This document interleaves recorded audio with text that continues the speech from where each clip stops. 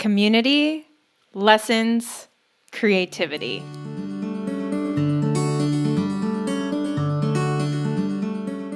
What if a light bulb moment in the shower could completely change the trajectory of your life?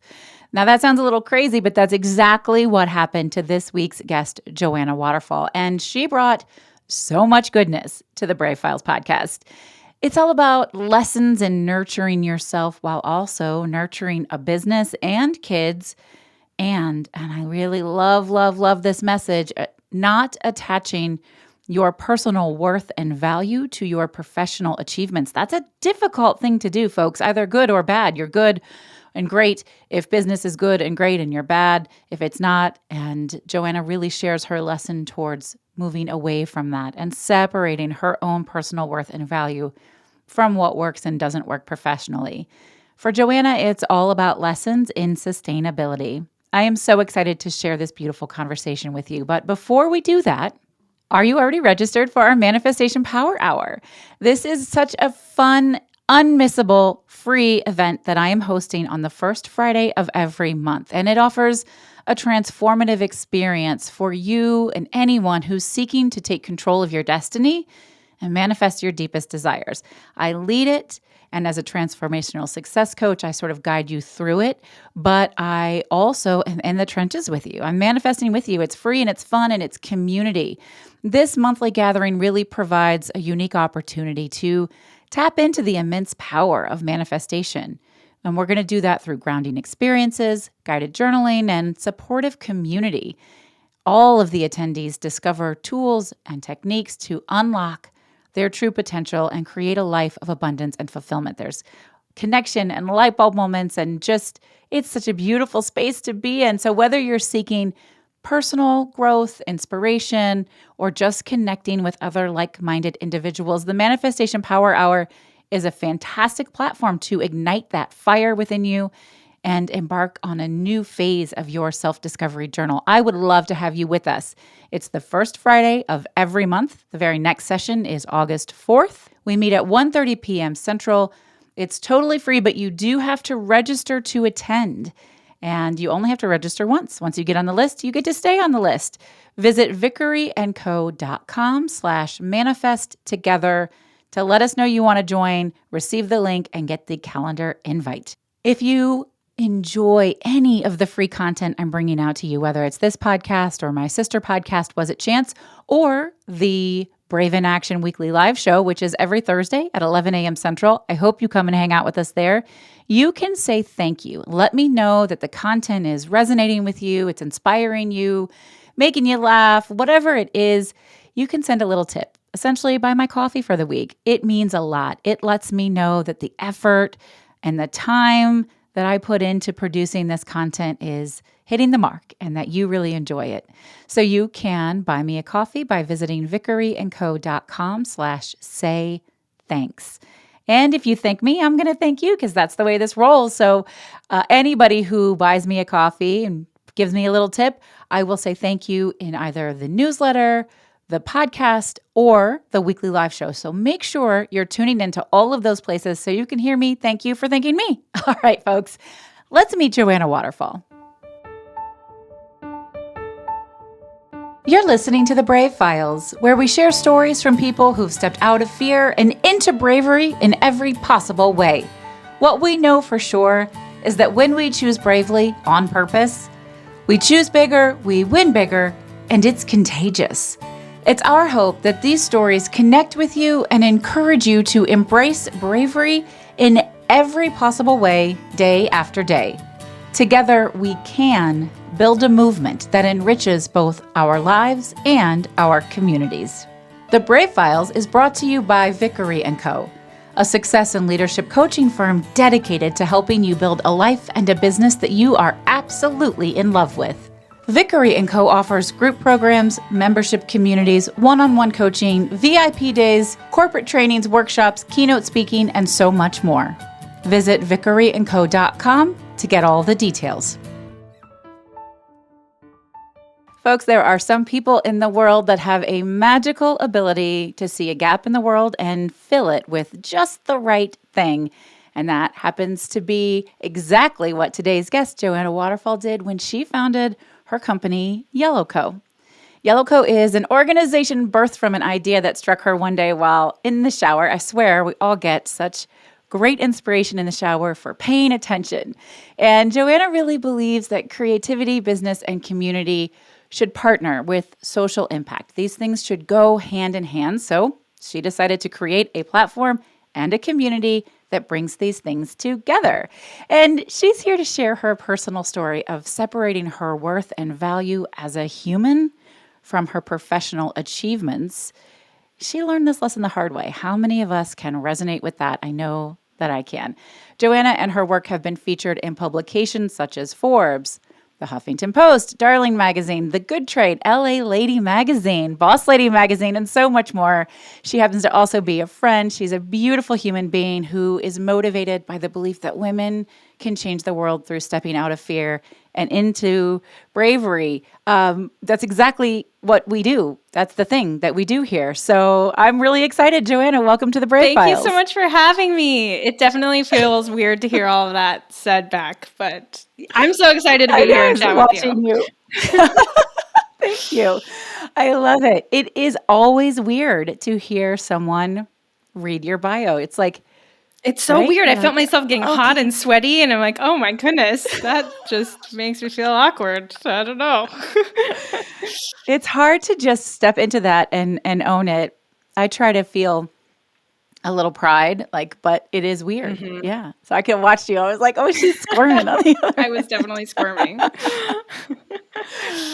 Well, we have been putting this off for way too long. You have this gorgeous, infectious way about you. You're one of those unique people to me who you have this sort of soft approach, but you're not a softball. Like you're a badass. You get shit done, you move mountains, you make things happen, and you do it in this way that feels very unthreatening to others. I hope that came out right.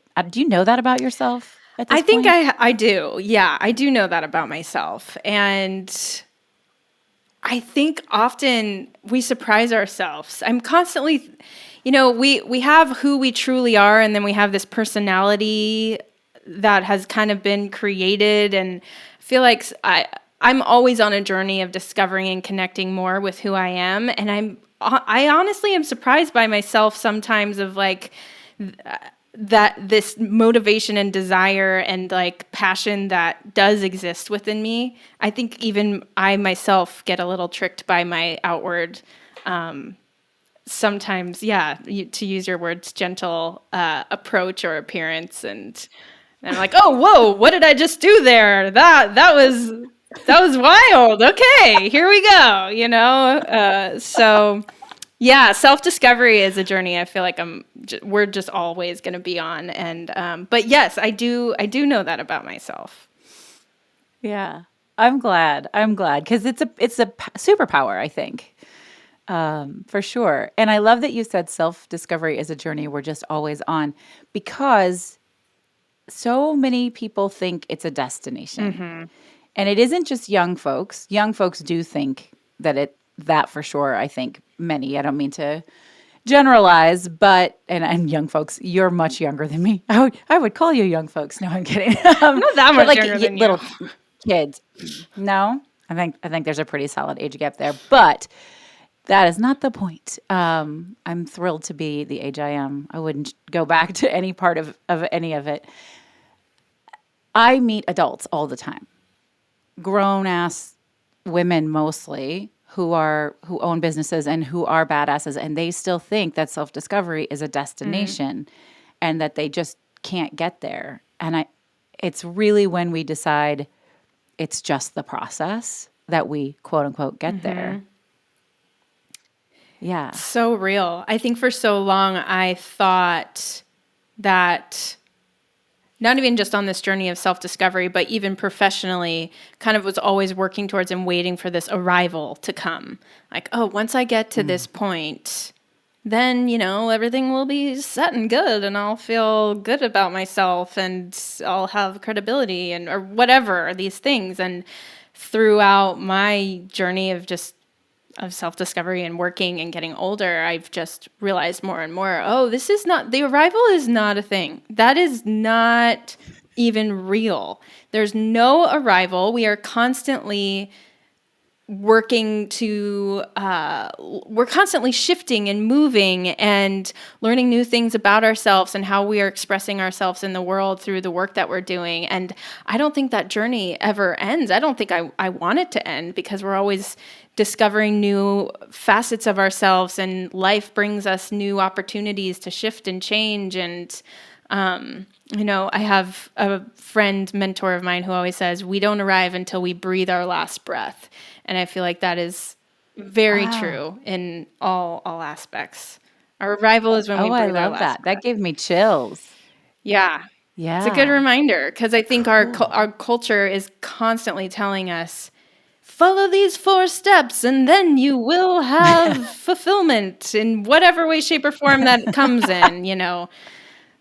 monetarily, professionally, whatever. Like, follow these rules and you'll get to that place. And so I think even from a young age, we're told, what do you want to be when you grow up? And I see it even in my kids, and I'm Absolutely.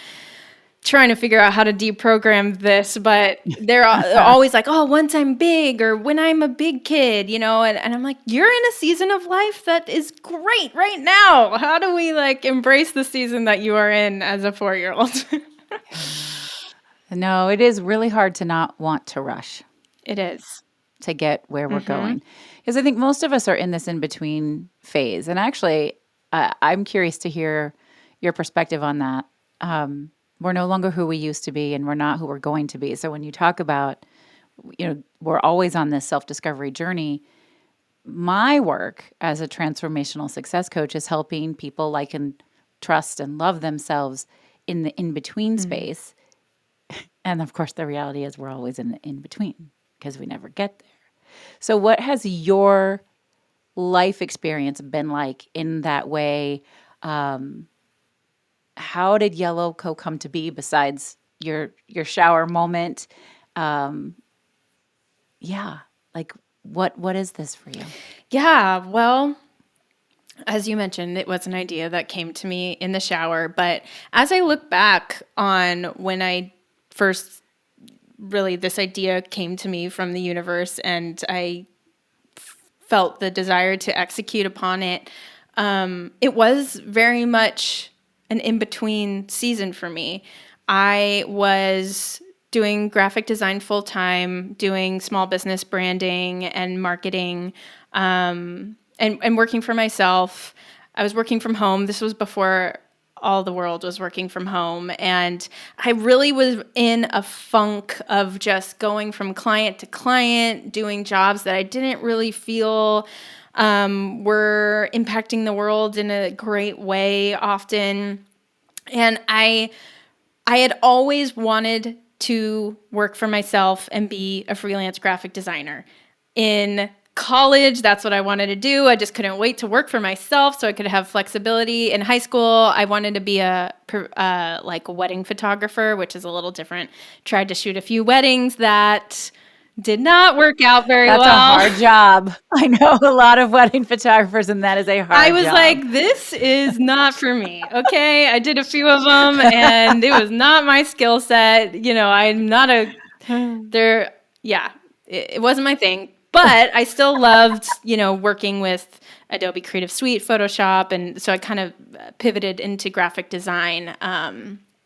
And worked for an agency for a few years out of school. And through getting this part-time job at a studio that then ended up dissolving, and I was able to take on a bunch of clients that I was working with at this agency. And through a series of events, I was able to go work for myself a lot faster than I anticipated it. So here I was in a place where I was like, I just got all that I have wanted. And now what do I do? Do I build an agency? I didn't really love working for clients in that capacity. It was not fun a lot of times. Graphic design is just it's just a hard world to work with other creatives in, I've found. So anyways, didn't love it. So I was like, I don't think I want to like build this business. So I was very much in an in-between place. This idea came to me, and it was like before the new year came. I remember I was getting ready to go to an ugly Christmas sweater party. That's why I was in the shower. So it was right around Christmas time, and I was just itching for something to pour myself into that I actually loved. I felt like there was a part of me that wasn't able to be expressed, and I was searching for a place to express this part of me that could be creative and could work with other people, be in community, and be entrepreneurial, and also have an impact for good on the world that I could like tangibly see. Because everything we do has an impact, but I was really searching for this real tangible way of making an impact. So when this idea came to me in the shower, it was really because I had met women specifically who were running these social enterprises and doing it with creativity and heart. And I was so inspired by them that I wanted to get women like that on a stage and just really sit in the audience and hear how they got to where they are and why they do what they do, because I was in that in-between phase of searching for that next step for myself. So it really was because I wanted a space like this, like the Yellow Conference, where people, entrepreneurial-minded, creative people who are making an impact for good, were coming together. I wanted to be a part of a community like that. And that's also why I felt really excited to do it. It was not, I remember designing that website, and I had so much fun because I was like, there's no client telling me what to do here or saying the colors you chose aren't good, or, I was like, I can just do whatever I want. And it was just a real creative outlet for me to just get people together who I wanted to hear from, who I really looked up to, and to, design a space that I really would enjoy myself and did enjoy myself. And so, it was really just birthed out of this real desire to express this part of me that had no place to be expressed. And I was really feeling the weight of that in that season. So the first version of Yellow Co. was it just the conference? Mm-hmm. It started with the conference. Yeah. And what was it like I love that. I love the freedom and the outlet, and you could do what you wanted, and you were seeking something for yourself, and you're like, I can't be the only one who wants this. Let's have this conversation out loud, because that's just always true. But there's a big difference in graphic design and running a business like that. I mean, this is a hard fucking job. Yeah. Yep. You are right. You probably did not realize how hard it was when you decided to start it. No, I didn't. Most people say that. So what were those lessons like? And what we had mentioned in the intro that you really had to learn very early on to separate your self-worth from your professional achievements. Can you give us a little more of that story? Yeah. So, you're right. I had no experience in planning events. And to this day, I don't really know how that first conference really happened. It kind of feels like a blur. And somehow it happened. And it went actually really well that first year. I will say the second year was where these lessons really came up for me. So what happened was the first year, I don't know, somehow it went really well, and I was really excited. Very, very excited. This was 2014, so this was a long time ago. I was a lot younger. I was in my 20s and just very, excited to stay up all night and work all the time. So I was like, how do I make this... How do I really monetize this? How do I really make this into something that I could do so I can start letting go of some of my design clients and really start to do this? And I had this idea to make this like interactive website, magazine, e-course hub that I really had no idea what it was going to be like. But I kind of pitched this idea to this agency that I really loved their work. And they were like, yeah, this sounds awesome. It's going to be about $50,000 for you to create this. And I was like, great. We will just do a Kickstarter. It'll be no problem. We'll just raise the funds. 50,000, Yeah. no big deal. So I was like, I should Yeah. probably make a Yeah. Kickstarter for like 65,000 because we're going to need some extra wiggle room. You never know. And so this is after the first conference. Again, I was like so excited. Okay. So launched this Kickstarter, like spent all this money doing a like video that was just it was a beautifully done video, but practically it didn't say at all what we were really gonna do. It kind of created this vibe and this mood, but it wasn't like, here's what this Kickstarter is gonna make.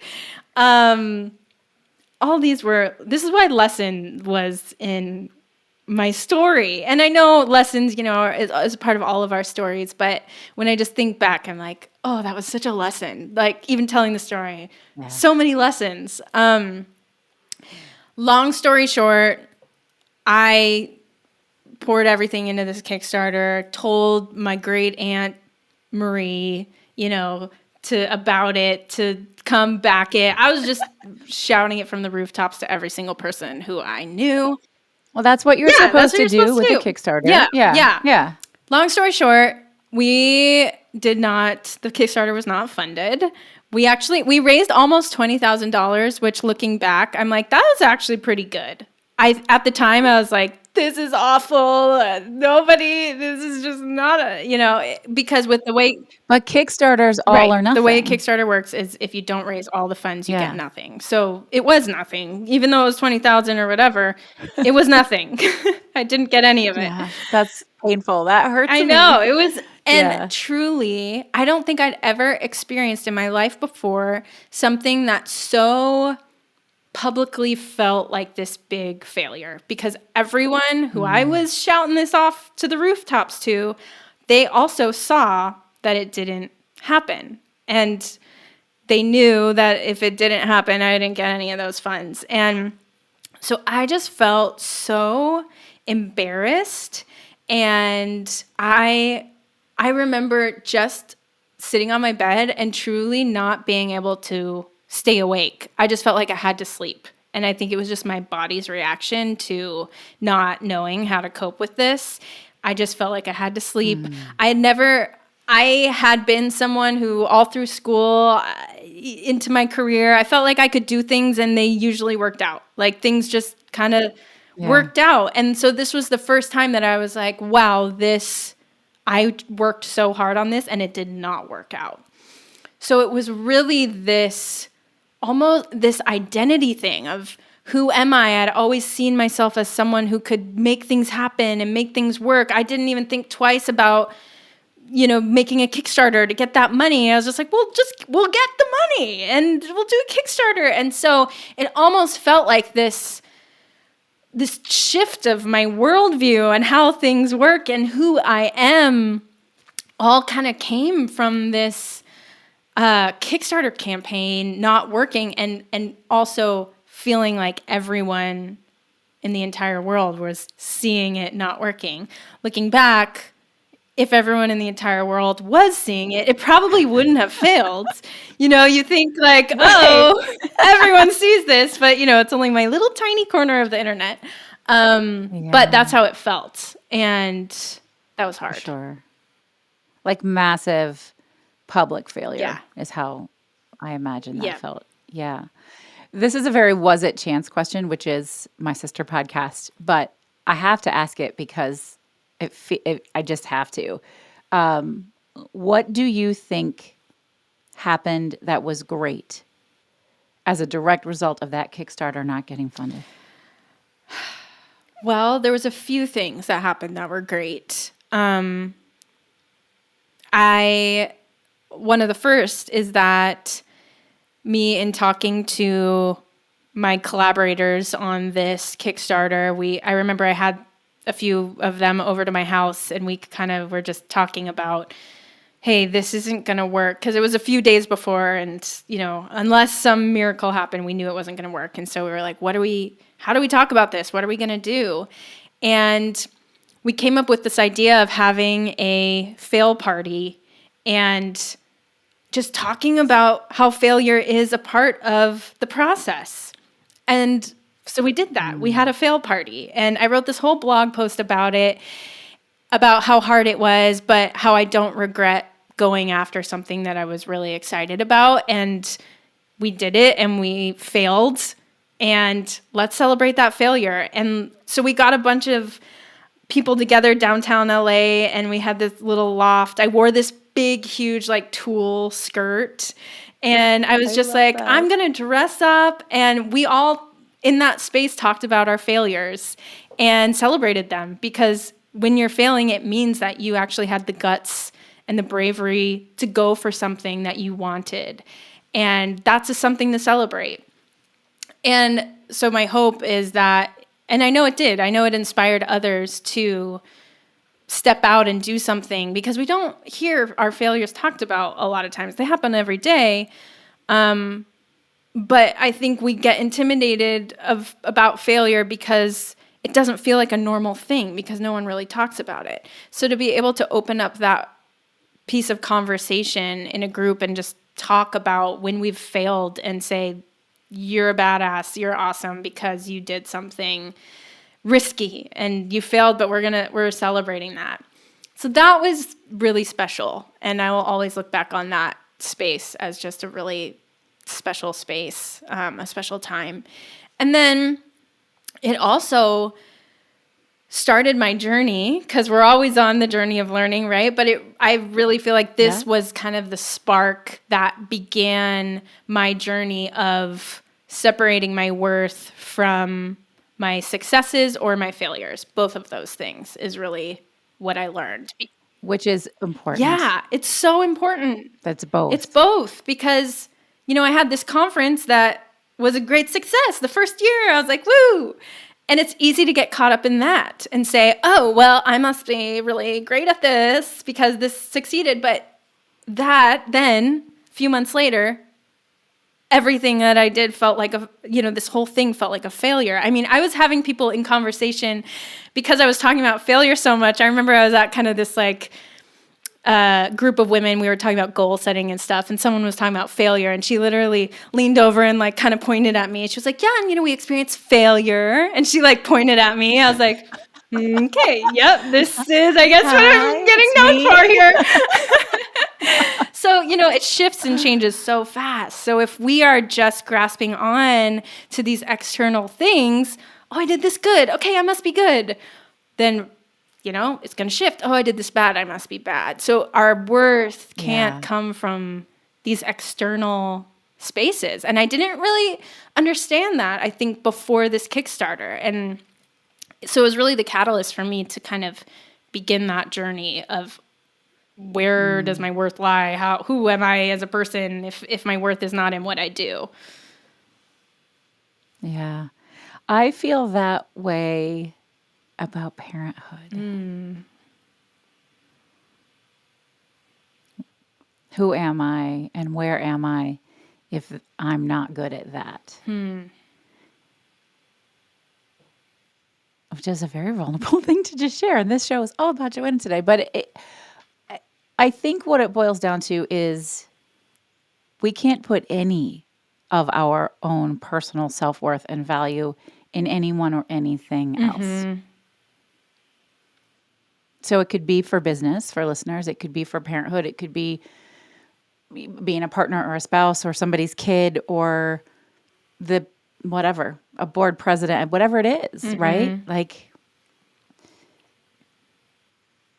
can't do it. Yeah. And it's such a tough lesson. But like you said, we're just always going to be navigating different seasons, and things externally will always be shifting. And so to anchor ourselves in external things, it's just not going to be good for our self-worth, our steadiness. I just think of when I can go inside and, I know in meditation they often talk about your breath as an anchor. And I think about that as even just an internal anchor. Can we allow ourselves, and just knowing that we are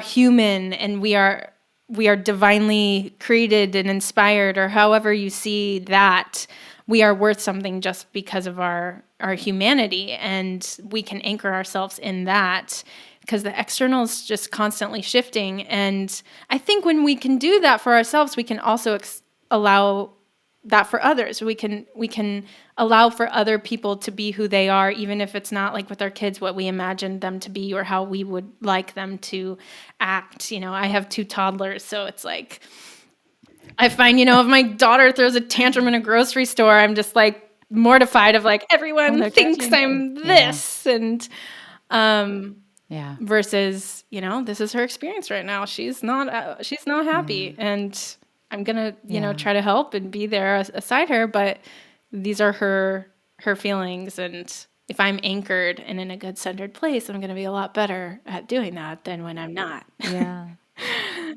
No, I love that. And we're not always, but you're right. It does give us a lot of perspective to give other people grace, right? Like, if we are doing that with ourselves, then we don't jump to assumptions or conclusions about other people.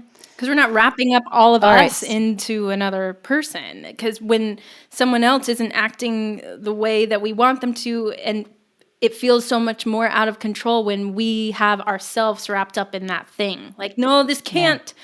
Like, if even like just talking about a business, like dissolving a business, like this can't, I'm going to hold on to it and strangle it because it's me. But if we understand that it's not me, it's this external thing. Me is internal. This person, this partner, this kid, this business, it's not me. So I can allow it to expand and flow as it needs to. But I think when we get our identity wrapped up in these things, it's like we want to like strangle them and control them, because it's like, if I lose this, who am I? So it allows us to kind of breathe a little bit, let go a little bit. That's so beautiful. And it is so true. And so your Kickstarter failed.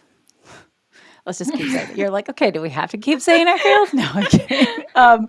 It did. I love the fail party. I think it's brilliant. And you still, this is years later. You have this business. You host this conference. The business has grown. So how did that happen? Yeah.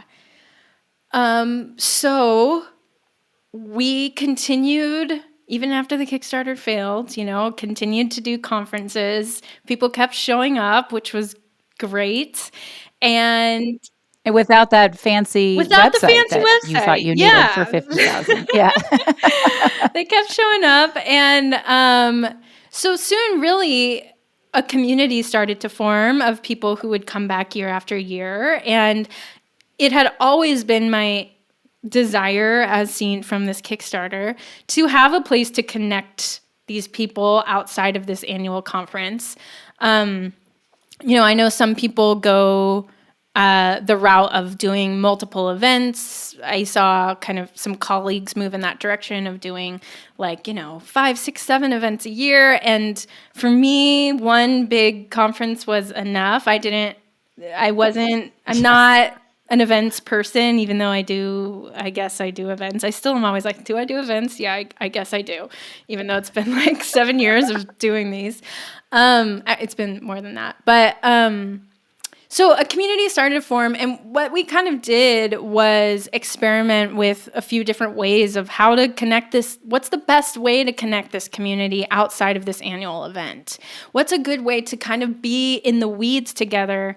Because I'm sure we all know, we've gone to conferences and you kind of get this high and you're like, oh, I'm going to change the world and I have this idea and I'm going to do this and this and this. And then you go back to your home and you're back in your routine and you kind of feel isolated and you're like doubting yourself, those ideas. You just get back into the weeds of stuff. So how can we create a support system for the in the weeds space when you're outside of this inspirational space where everyone around you is just rooting you on, and you're listening to the most inspiring people and you're in this beautiful space, because that obviously there's a space and a time and a space for that. I believe that's what I do and create, but there also needs to be a space for those people who can be like cheering you on when you're like, oh, like I have to, send this invoice and I'm still waiting for my other client to pay me and this is sucky. And what do I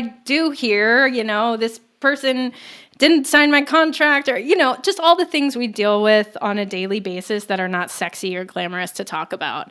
So we experimented with a few different ways of doing that. And in 2020, actually, right before COVID, we were piloting guidance groups, which I know you have been a part of and so are aware of, but they're peer-to-peer mentorship spaces with a facilitator who is kind of guiding the space. And we piloted that in person in January 2020. And I was very adamant about it being only in person. I was like, this is not going to be digital. I'm done with digital. It needs to be in person. And so we had 3 groups meet in person downtown LA, January 2020. And they meet, we had a 3-month commitment, as we still do. And so the last session was middle of March 2020. And we were on Zoom. And I'll never forget it because we were all, including myself, I was like, how do I facilitate on Zoom? This is awkward. This is weird. Well, we still have the magic here. I don't know. And we were all just kind of a mess because nobody knew what was going on. There was one woman in my groups who ran a production company and had to just shut down all of her work. She's like, I don't know how I'm going to do this. This is my whole business. And now I don't know if I'm going to even be able to run it. And she was crying. Yeah, we were all just kind of navigating what the hell is happening here. And so after COVID hit and everything went digital was really when we decided to take guidance groups online, and it became the space that was really fulfilling what I had always wanted to be there, a space where these people can come together and support one another in the weeds of the work, the meaningful work that we're doing. So truly, it's been a lot of experimenting and testing and pivoting, and that will always be there, right? It will always, because the world is always changing and what people need are changing, and you can always improve. And so there was a lot of that until we kind of came to this space of okay, this is actually working. Got a ton of great feedback from that first group. And once COVID hit, it was everyone needed a space like that because we were all in our houses alone. And and now we're bringing the conference back for the first time since 2019. So it really feels like this kind of coming back up for air now after navigating the last 3 years. It's kind of all right, we've been really leaning into guidance groups and virtual stuff. And now what does it look like to get back into in-person and all of that. So, because I was really hesitant to get back in person. Last year, even 2022, it was we still felt I don't know, so. That's interesting. My youngest daughter is 10, and she was starting to learn to swim. She had taken swim lessons for several years when the pandemic hit. And she was, this is 3 years ago now. And so we didn't get to swim at all for a year. And by the time we got to go back to the pool, she was really afraid to get in. So she would get in and she would wait around, but she wouldn't swim. And it wasn't until this year that she was like, well, let me put my head under. Okay, well, let me see if I can do this. So let me try the water slide, right? So I think so many people are afraid to go back to things they were doing before. But what I think is so very cool about your story here and Yellow Co's story here is you were craving in-person connection. You built this amazing conference. It really worked. And so you were committed to the in-person thing, right? And we wouldn't be here if you weren't doing virtual guidance groups. So what became a way to support people who came to your conference then became kind of the bread and butter. You brought in all sorts of new people, and now you've got new people going to the conference. So it sort of reversed itself. Mm-hmm. I know. It's really interesting how that has worked out. It's really cool. Yeah. Yeah, sometimes you just kind of feel like you're along for the ride. Like, all right, cool. That was not, Yeah. strategic, not at all. It's just Yeah. sometimes, yeah, it's like, all right, this is working. Let's move in this direction.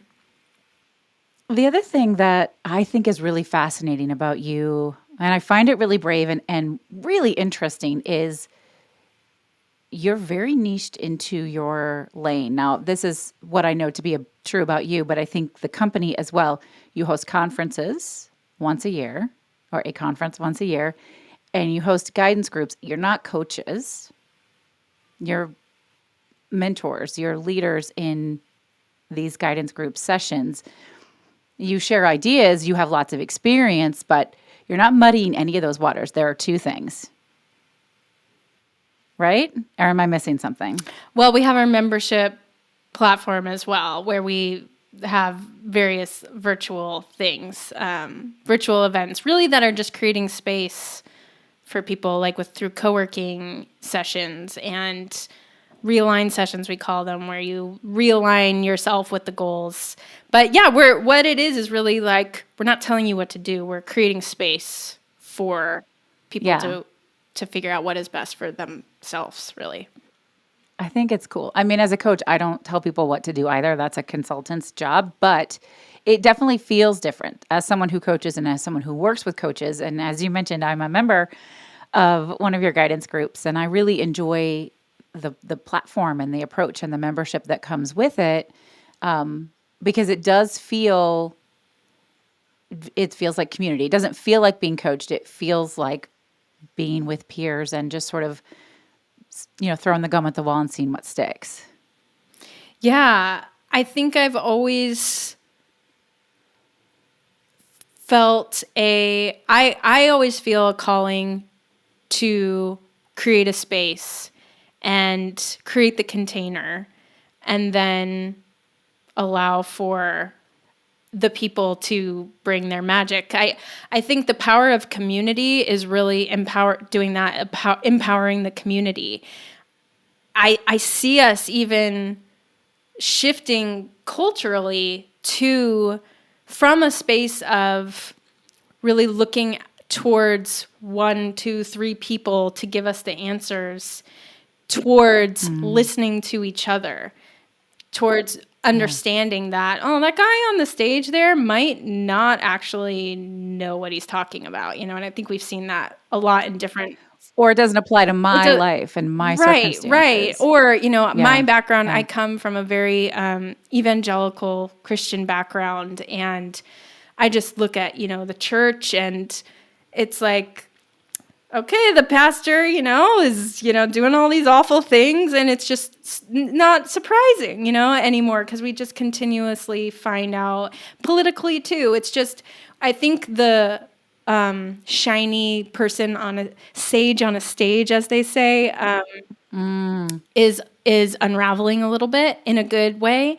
And not to say there's not space for that. Obviously, I'm hosting a conference where there will be people on a stage, and I have a coach. Like, I'm not saying that there's no Absolutely. like authority or Yeah. mentorship anywhere, but I do see us kind of moving towards like, oh, this person, just because their personality is more shy and they don't speak up in meetings doesn't mean that they don't have the answers to what we should be doing here. Maybe let's encourage that person to speak up a little bit. And I just see us moving towards like this more communal, seeing the power that exists within each other, and not just glorifying certain personalities or certain external appearances or even credentials, and just realizing like, okay, we all have something to give and something to receive from each other.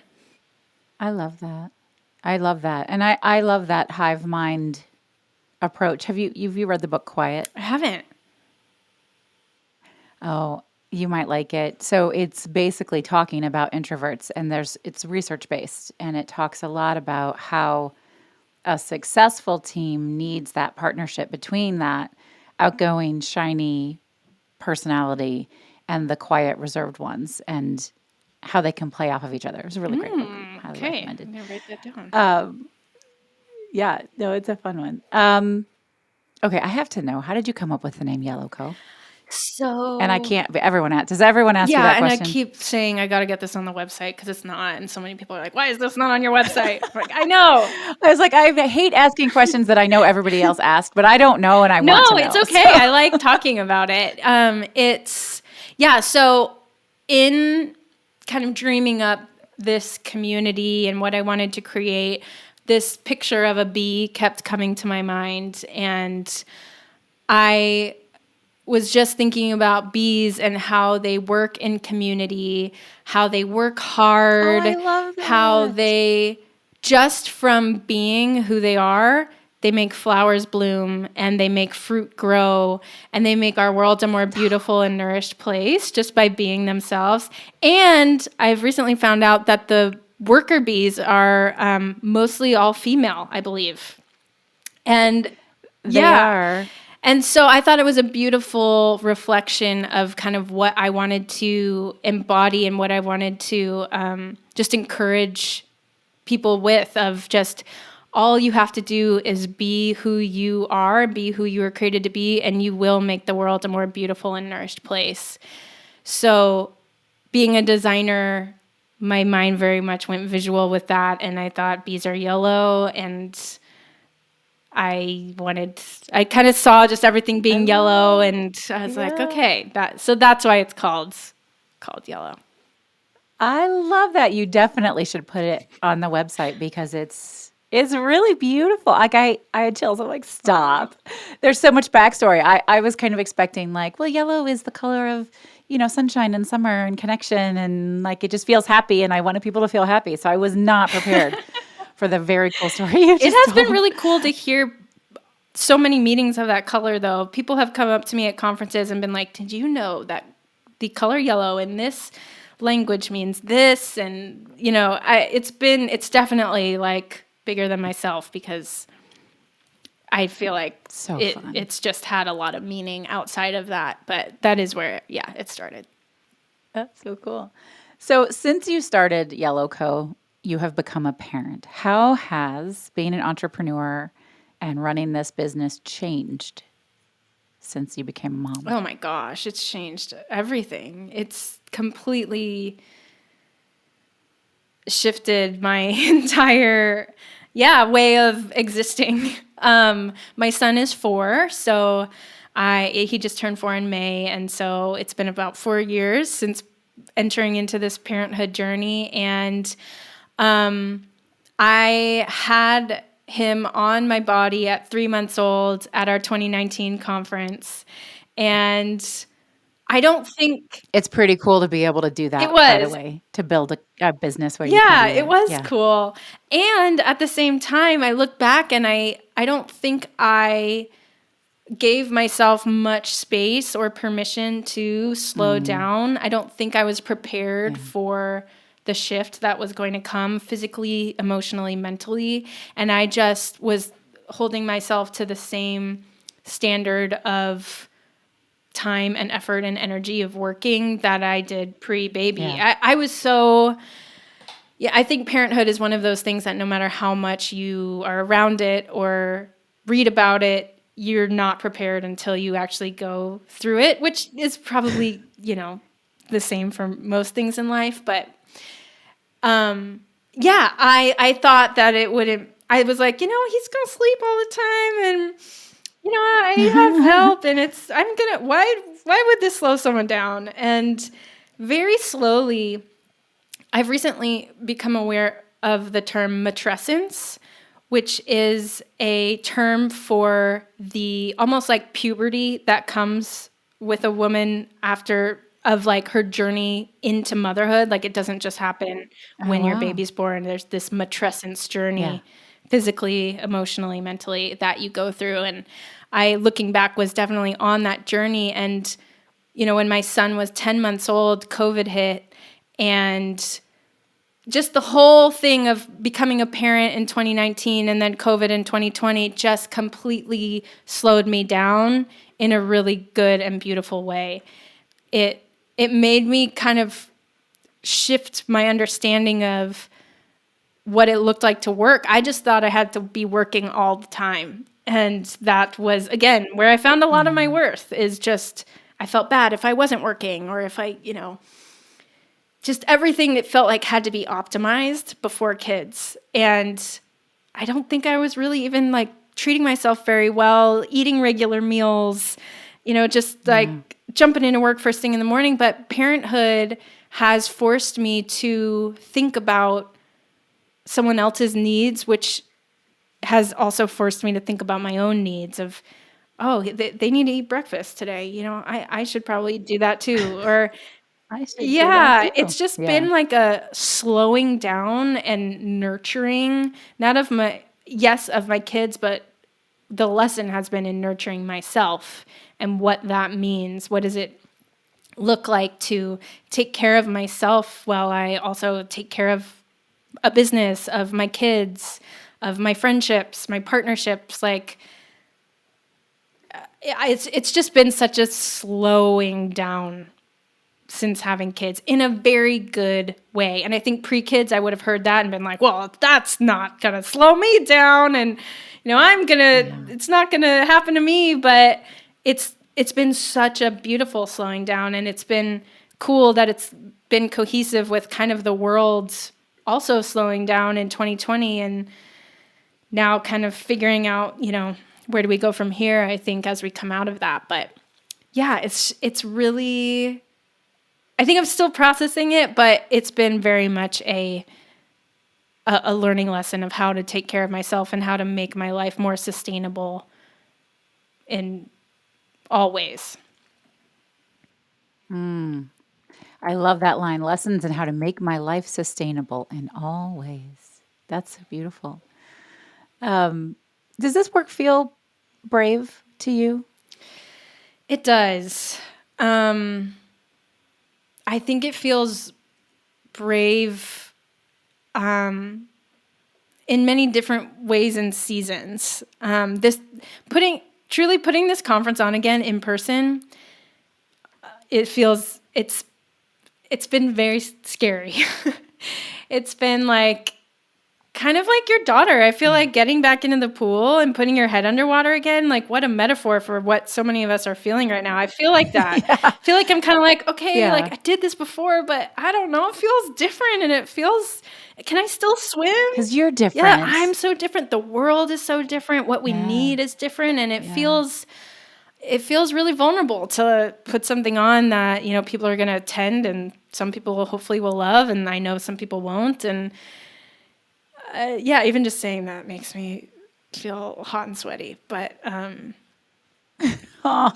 think the work of bringing people together is brave to me because it feels you just can't control what someone is going to think and what someone's experience is going to be. I can do my best, but at the end of the day, that I heard someone say the other day that I just keep telling myself what someone thinks of me is none of my business. And that's hard. I say that all the time. Love that. What other people think of you is none of your business. Yeah, so good. And I feel like to embody that is very brave, or to be able to step into that is brave. I have to be brave to do that because I care a lot about what people think of me as much as I don't want to say that I do. I think we're all like that. I love that.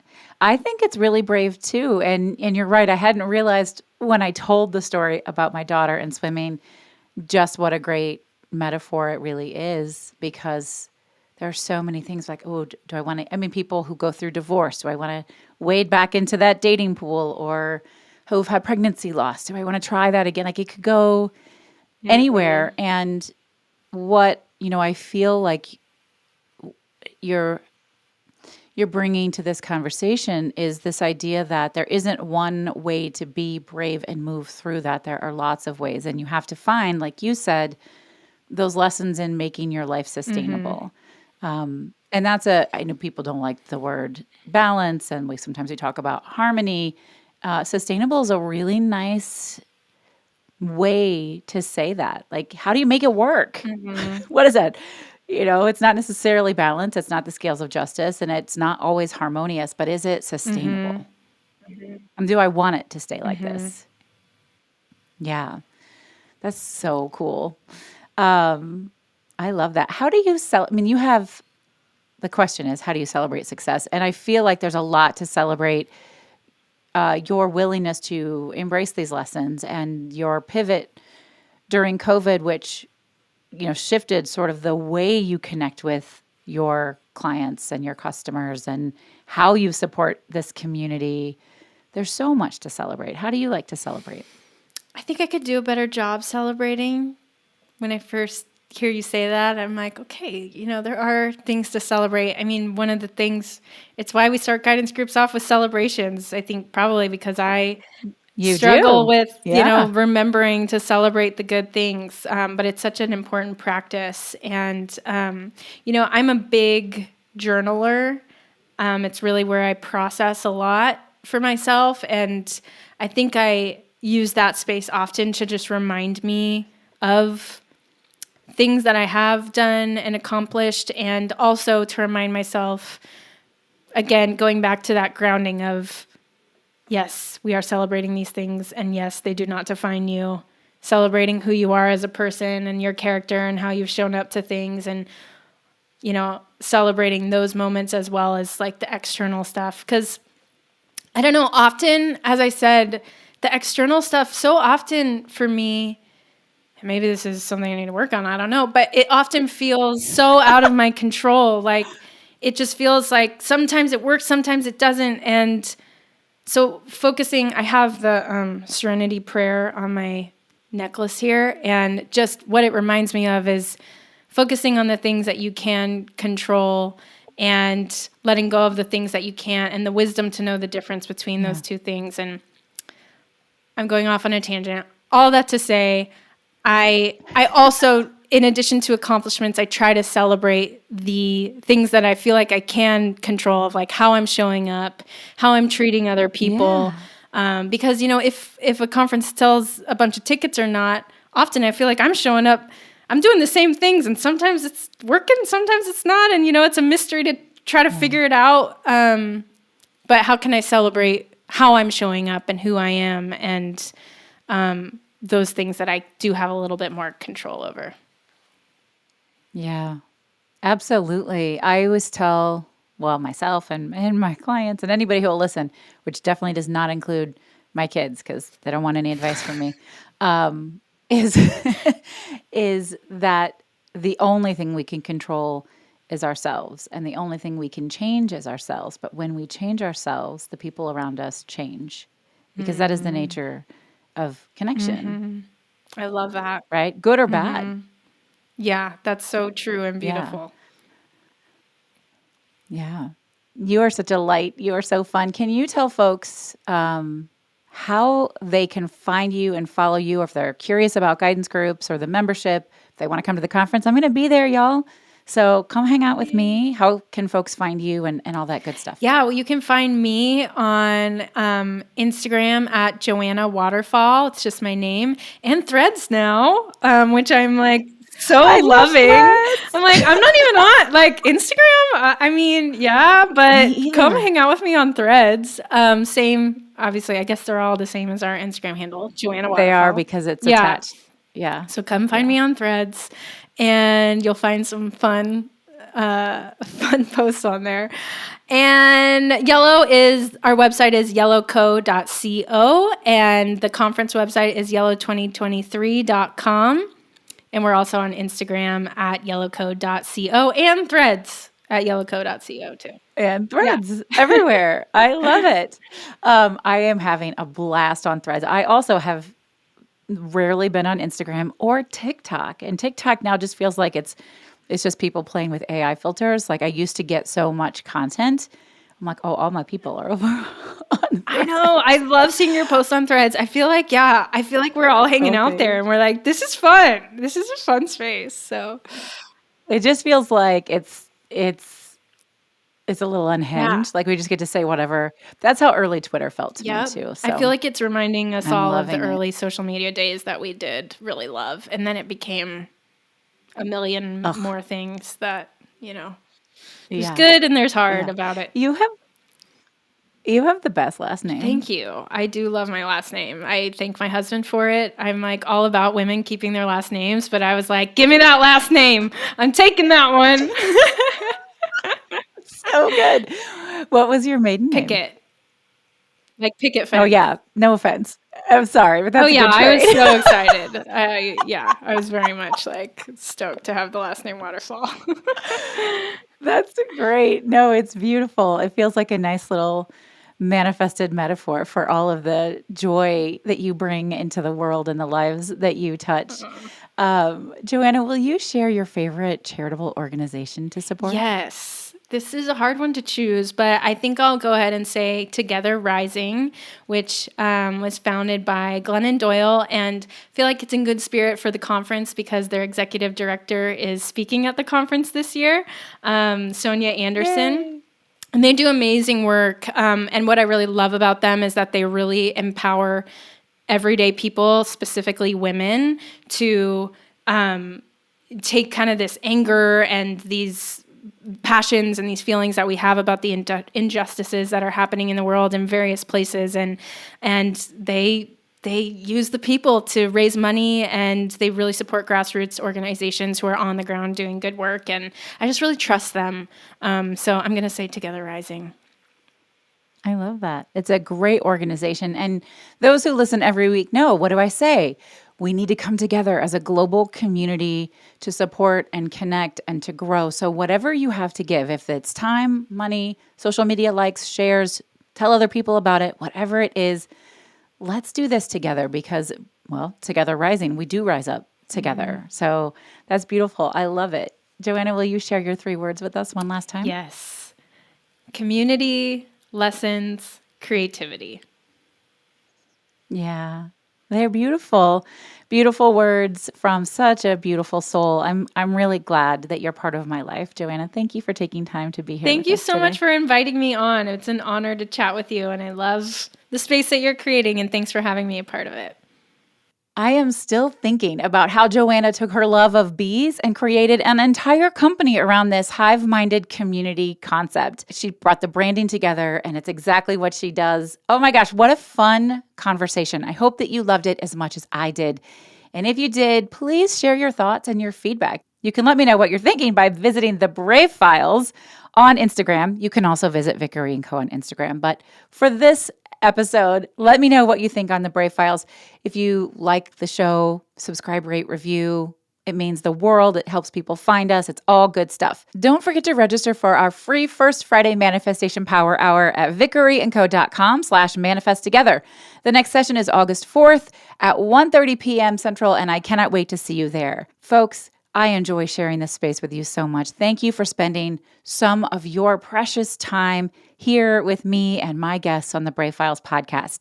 So until we get a chance to connect again, my name is Heather Vickery, and I am here to remind you to always go out and choose bravely. Bye now. You've been listening to The Brave Files, stories of people living courageously. Visit us at thebravefilespodcast.com to learn more about the show, find our show notes, and access full episode transcripts. And we'd love to know what you think of the show. We invite you to connect with us via Instagram and send a DM. You'll find us at The Brave Files Podcast on Instagram. Our music was created and produced in a custom collaboration with Matt Lewis from ML Creative Consulting, a boutique firm dedicated to helping clients identify their unique sound and amplify their brand with custom-delivered soundtracks. Special thanks to everyone on Team Brave, from our audio engineer to our producers, associate producers, copy editors, writers, and support team. The show wouldn't exist without them, and we are eternally grateful. I'm your host and executive producer, Heather Vickery. Thanks for tuning in.